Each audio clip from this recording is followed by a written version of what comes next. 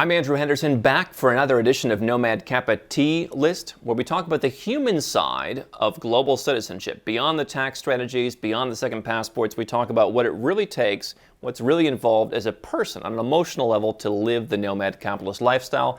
I'm here in Belgrade, Serbia, and we are enjoying today one of my fine TWG which I brought with me from Asia.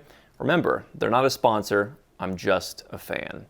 And this Earl Grey Gentleman Tea is a rich and robust Ceylon balanced with an intense and fragrant bergamot, giving this black tea blend a sparkling citrus aroma and an enduring and refreshing aftertaste, a dashing tea of sophistication. I actually really enjoy this one. If you just open it up and you just smell really bergamot. Oh, it's really nice. So I highly recommend the Earl Grey Gentleman Tea.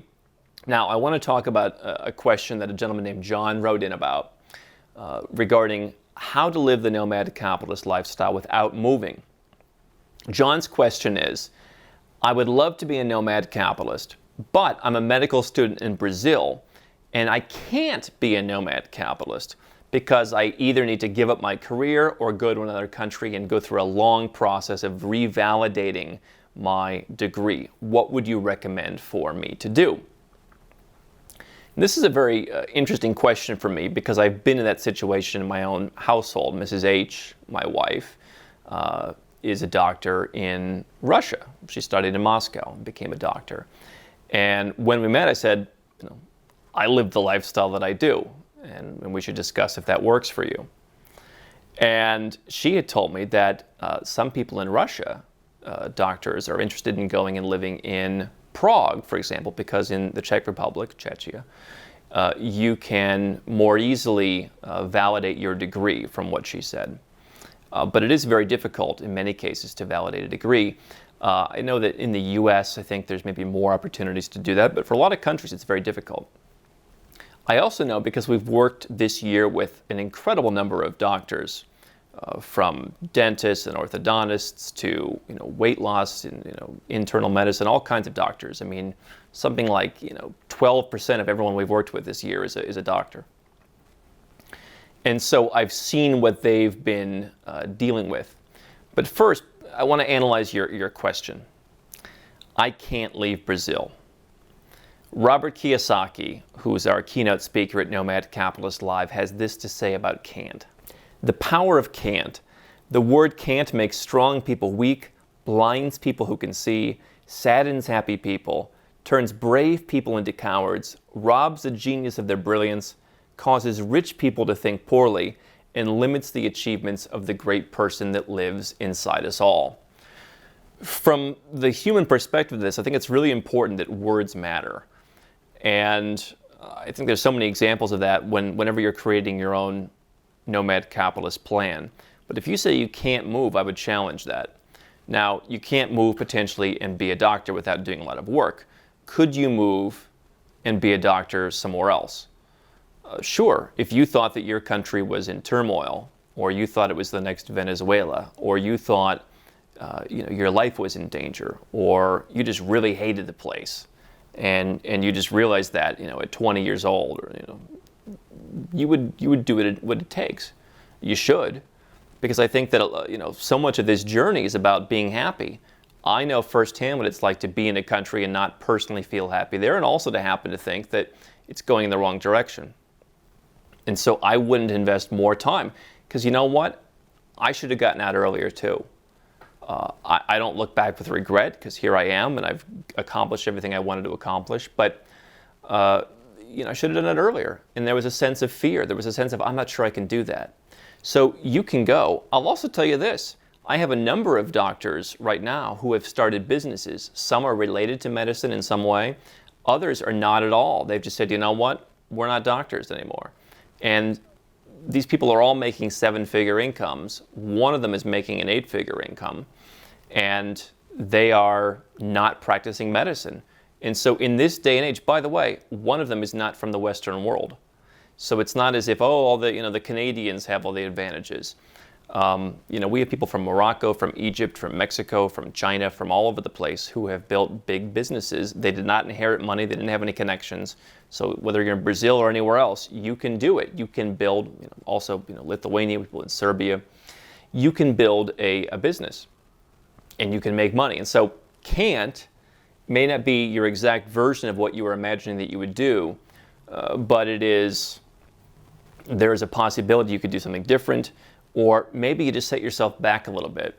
I think that one thing that, you're young, that's underappreciated is the benefit of taking a step back sometimes when you're young. And I know I never wanted to do that when I was young. I still move pretty quickly, but I've really started to say, if I can spend a month to save myself a little bit of time for the rest of my life every month, or if I can spend a year, putting in the work to build myself for the future, that's really what I do now.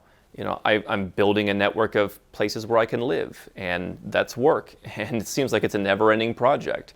But there will be a time when it's done, and I'll be able to just enjoy exactly the lifestyle that I want and the comfort that I want. And I think that you can adapt that to your own situation of saying, maybe I am just going to throw away 2 years of my life to get what it is that I want. Now, beyond, that, I would say, okay, maybe you say, I don't want to. Rather than I can't, I choose not to. I think that's empowering. I choose. I'm making a choice. That's what we're all about here, is the power of choice. And you have the choice to say, I'm going to stay in the country of my birth, and I'm going to be a physician. Now what do I do? Well, 2 things. Number 1, diversify, diversify, diversify. And number 2, have a plan B. Now, I'll start with the plan B because I happen to think that, as a physician, I think that, I don't know about Brazil, but I think that you're going to see healthcare in some parts of the world undergo some changes. Certainly you see an aging population that could create a lot more opportunity. I also see risks for some doctors in terms of, rising liability insurance, lower fees from the government, more government, takeover of healthcare in places like the US that could make it less lucrative. So if I have any kind of job, whether I'm a doctor, a lawyer, whatever, I want to have a plan B. And I have friends of mine who are, 7-figure job earners. They have an income from a job, and they have a plan B, in many of them, where they'll start some kind of internet business. Maybe they do consulting on the side. Maybe they're doing e-commerce or affiliate websites or, whatever it may be. Have some kind of plan B and really make it a plan B that lives in the cloud, that you can run from anywhere. Because as you've already mentioned, the physician part or the lawyer part, it's really hard to do from anywhere other than where you're licensed. Most jobs still in the world are pretty hard to do unless you're just in one place. And so creating something where you have some kind of income stream and putting as much of your money, saving as much of your money as possible to not only fund that and grow that, to where you emotionally will be able to walk away from a medical income if you want or need to in the future, and not feel like you're stepping down to a lower income from a small business, but putting effort into growing that business. That's important. What I would also do is recommend that you start diversifying and know that no matter what happens in your country, no matter what happens to your job, you're going to be protected. I think anyone can do this no matter where you live. And so, can you start the process of a paper residence in some other country? Now, if you're a medical student, you're probably not going to go out and donate $100,000 to get a passport. But is there some maybe higher level country where you could see yourself also practicing medicine in the future? Maybe it takes you some extra time, but you could go there and practice. Is there a country like that where you can go and get a residence permit? And maybe you don't have to spend a lot of time, but you can get that residence permit, work towards permanent residence, which could be good enough. Maybe you work towards citizenship. Now you've got an option in your back pocket to where you're protected. You're not entirely Brazil dependent. And no matter what happens in Brazil, you've got a place where you can go, and you've got an identity that you can use. If you get that second passport, you can be a citizen of that country as well. And potentially you want to do that with in mind, hey, I could just go through the work. They have medical universities here. I could go through the work to get my degree up to shape here.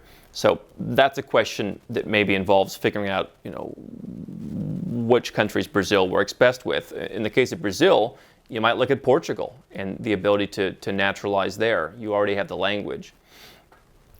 If you're from Latin America, look at Spain, for example. Probably not as friendly as Portugal, but those are potentially easy options where at least there's not the language barrier in terms of the medical education.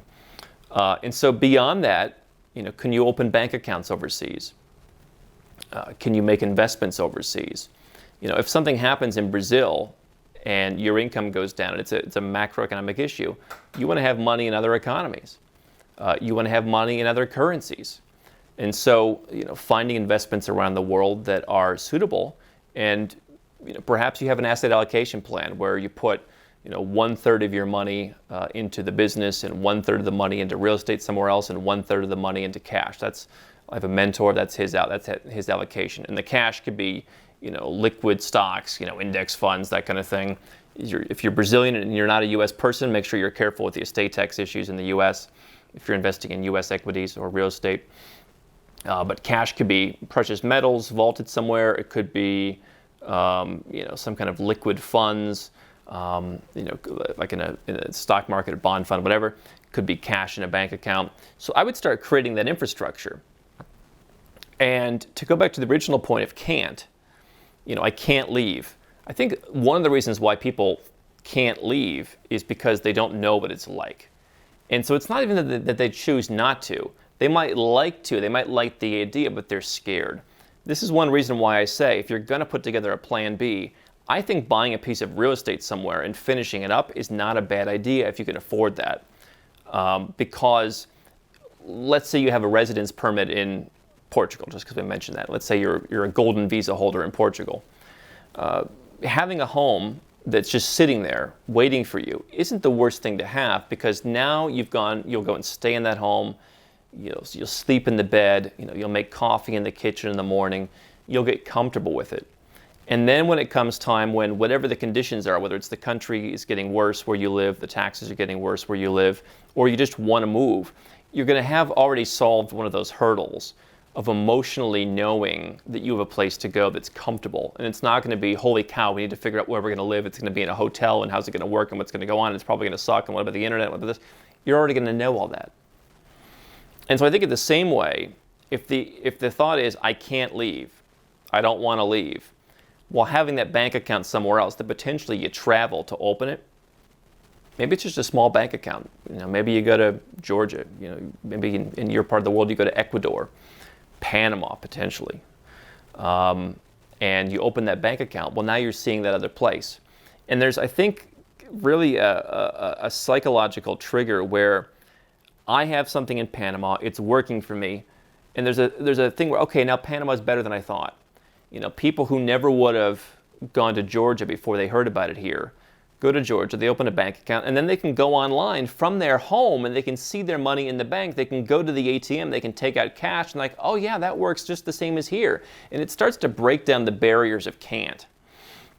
And so I think by starting to make investments in other places, by opening bank accounts in other places, by having that residence permit that perhaps speaks to the ability that you might want to practice medicine in the future, that can be helpful.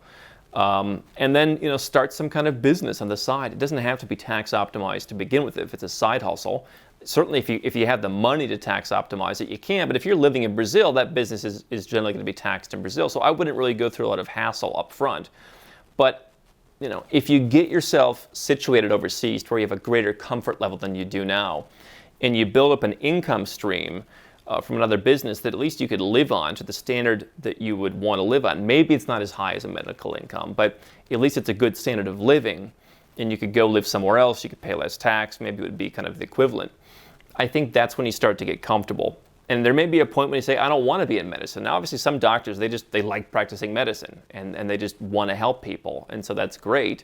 And so I would again say, don't rely on your home country for investing. Don't rely on your home currency.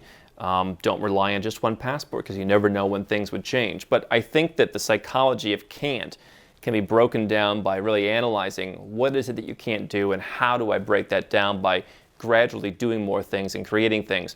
Most of the doctors that I'm working with right now are not running businesses that they want to tax optimize. They're building their plan B.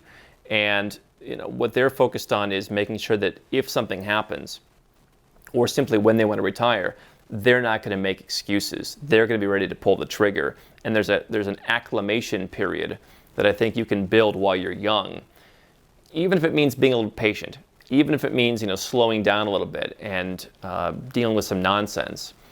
I think that's a good thing to do.